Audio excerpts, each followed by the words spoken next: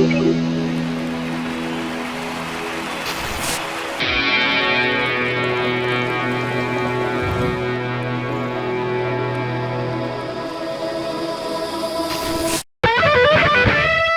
used the word reflection at one point. Yeah. You reflect back. Isn't that, at periodic times, hey, I got to pay my rent. So I got to pay my rent, right? So or I can reflect. I want to be a little more holistic in my life. Sounds like your point is reflect and assess where you are, especially in that early part of your early career life. And there's so much comparison happening, right? Right. Social media and all the things that feed into that and make people think, first of all, that they should want a life that somebody else has. And maybe you do, maybe you don't. I don't know. But let's figure that out, right? But also recognize, choices have consequences. Every choice has a consequence. And some of them are good and some of them are bad, right? And you've just got to figure that out. And so if you choose to go become an investment banker because you have decided that you want that lifestyle that the money and the perks and everything that come with it, great. And I need you to understand how many hours you are going to be working. And you might not have much of a life for a while, right? Yeah. And you just have to know that going into it. Or if you, decide, I had a young, this happens quite frequently, a young alum trying to challenge me because what she really wanted, she lived in DC, and what she was working consulting, and what she really wanted to do was to become an elementary school teacher. And she wanted it to come with DC level income and consulting level income, and it's like, I will be happy to have this conversation with you all day long. And I can also tell you it's not going to happen. It's not going to happen, right? And so you just have to decide between the life and the work and what do you want and what choices. My father chose to support a family of 4 on a 7th grade teacher's salary. And that meant we didn't have certain things. And he didn't have certain things. We always joke about the fact that the man hasn't bought a new pair of pants in 45 years, right? And he doesn't care. He's so happy, right? But those are his choices, Yeah, which really gets to who influences you early on as you're developing as that 7th grader, right, up the curve. I'm not a fan of investment banking either. I've already established that. I was thinking that. I don't have to go back down that, but we and I, you and I agree. I'm not opposed to it. No, I just don't want to do it. If you really want that life, go for it, right? But that's right. I'm not a fan. There's so many other things, to your point, to round out your life. But influencers, you mentioned, and we often hear parents, friends. How are you advising or your connections today to balance? What do you want to do? I think is your point. Don't overly rely on that social media or external influence. It's so hard. It's so hard. And that noise is so loud. It is. I think also, and Jerry, I'd be interested to know what you're seeing at Fordham. At Wake, certainly we have, and again, I don't want to make sweeping generalizations, but to make a sweeping generalization, we have very involved parents. We've heard that one. And who play have an outsized, I think, voice in their young person's path. And, there's part of that I can't fault, right? Of course, that's your child. They're footing the bill, and right? They're footing the bill. But at a certain point, that tie has to at least fray a bit, right? And I think it's especially hard on the young person's side. Like, at what point do you stop asking your parents for permission on your decisions? Yeah. Because you have to at a certain point. And then you have to own the decision that you make. Like, that's the other side of it, right? But that's part of growing up and maturing is no longer running everything past this set of people. We know on the college campus, some of the most important influencers are faculty. Right. And that part of that is because of them having the ability to grade, And so that gives them a level of influence that's important. And also, for better or for worse, the peer group, So, college students will actually shift their value set to align with the people with whom they're surrounding themselves, which makes the people you're surrounding yourself with very important. Like, make those choices wisely, Exactly. Yeah. And so whether, I can't imagine there are students that are saying to other students, well, you ought to go into finance, right? Because I said so.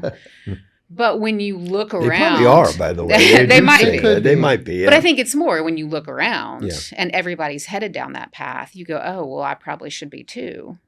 I had a conversation with a young man last year who was in our business school, and he was really struggling with this. And he literally voiced it. And he said, I'm watching what my peers are doing and I don't want to do it. And I was like, that's okay. Yeah. That's okay. You don't have to, right? I can't think of anything worse than you going and taking a job in sales because you thought that's what you were supposed to do and you hate doing that work. Right. So the parent involvement is important, but not for what the parent wants them to do.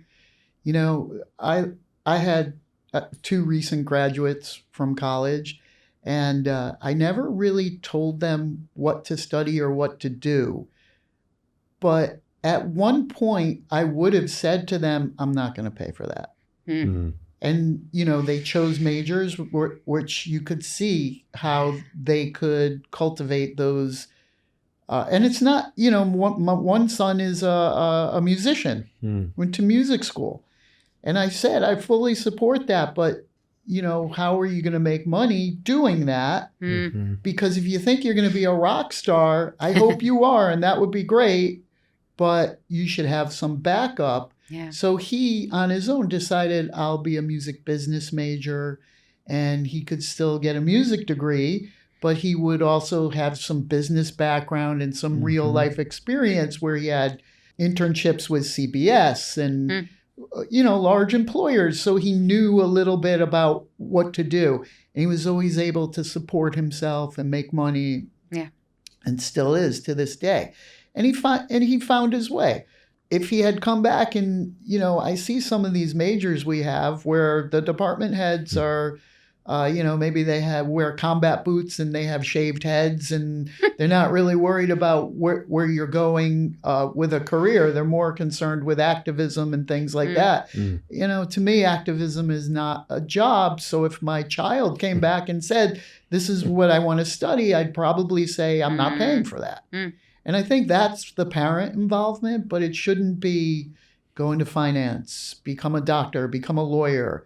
Yeah. It should be, let's find out what you're interested in, what motivates you, and do you know what a career can look like? And from that standpoint, we should be getting the students coming in early to be doing career assessments and showing them exactly what majors lead to certain jobs and jobs they may not have even known existed or ever thought about.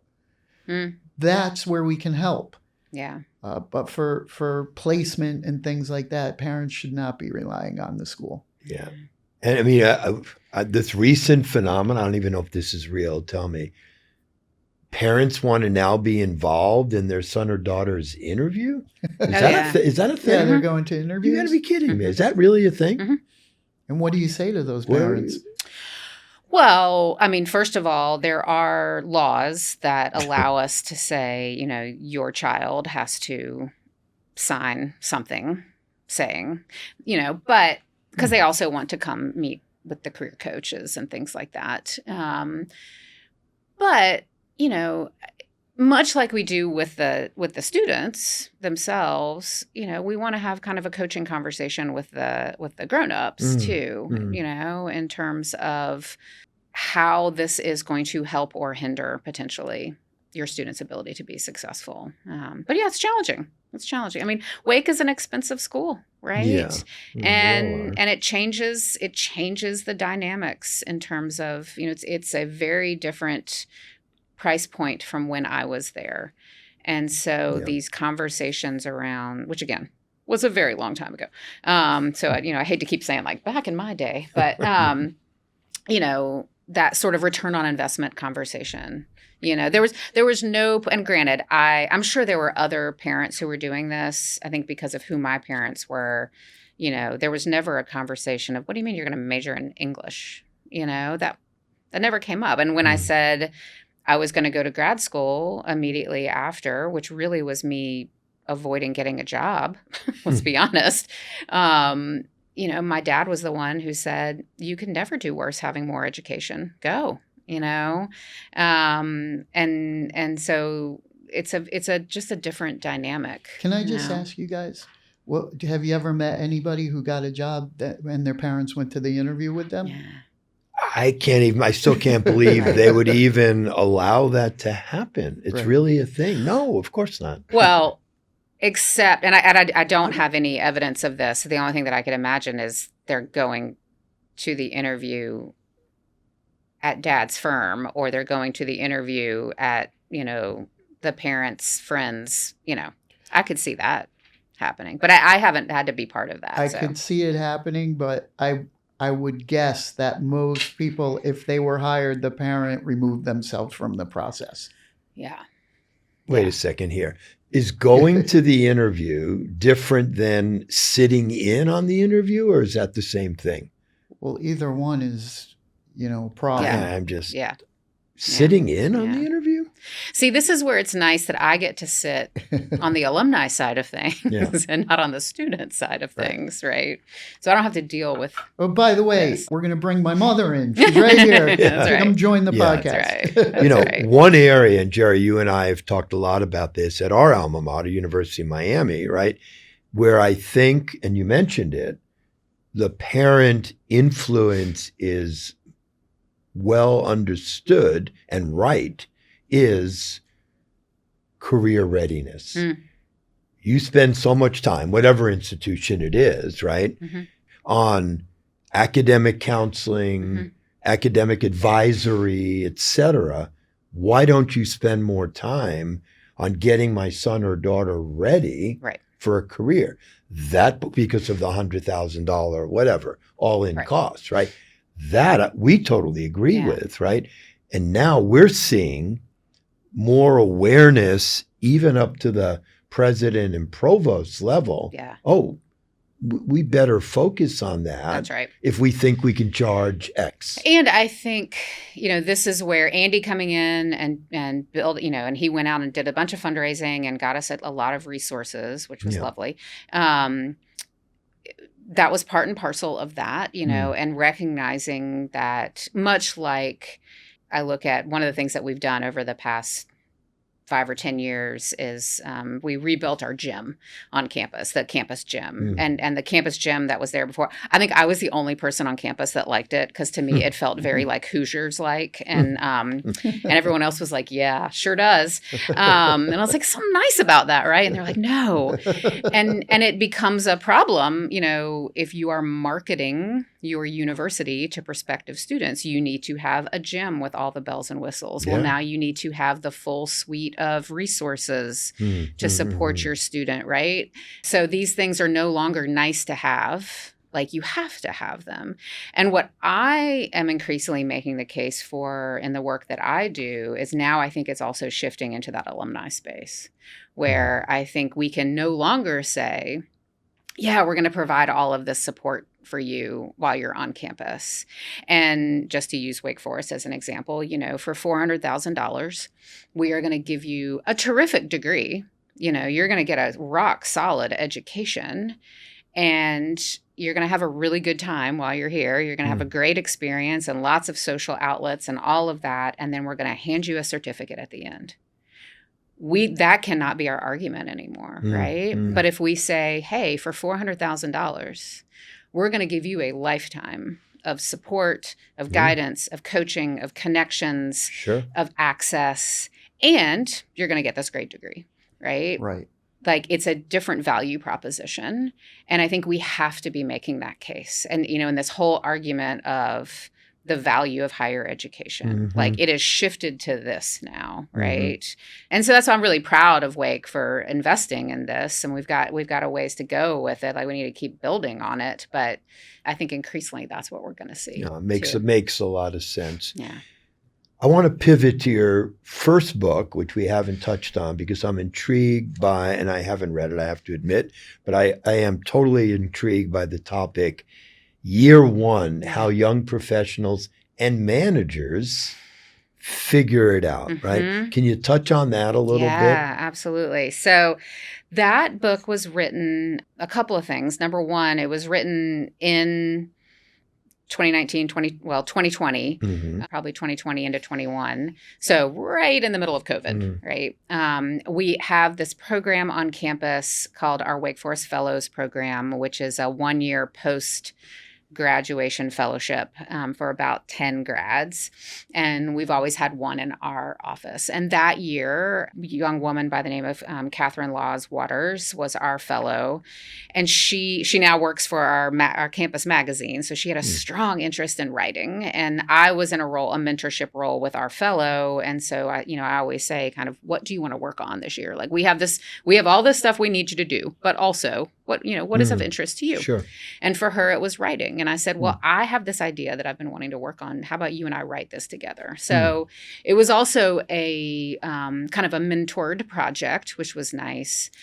But I think also a reflection, one of the things that COVID really exposed, I think, is that we have a lot of bad management out there, right? And that is no shade to the managers. I think a lot of people get put in management positions with zero training.